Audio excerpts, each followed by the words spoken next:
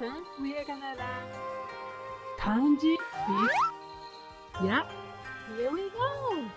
First, let's check how to memorize this kanji. Yeah. Two people are looking at the arrow. So, this is an arrow. This is kanji ni, meaning two. Then, this is kanji hito, meaning people. This is ya. Now I can find an arrow in these kanjis. Great! Knowing parts of kanji makes it easy to memorize another kanji. Now that you know kanji ya, let's start to learn today's kanji. The first kanji is shiru. Pepe knew that he would hit the square-shaped target with his arrows.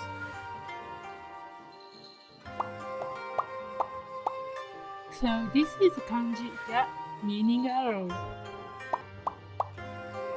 And this is a target. Shiru. The definitions of this kanji is to know. Wisdom. Onyomi is chi. Kunyomi is shiru. Shiraseru. An example word is shiru.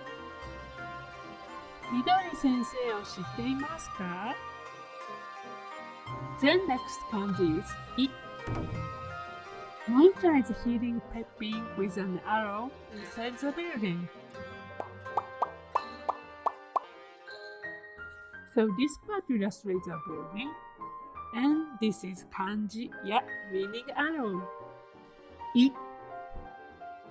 The definitions of this kanji is doctor, medicine. Onyomi is I. There's no common kunyomi reading. An example word is 医者。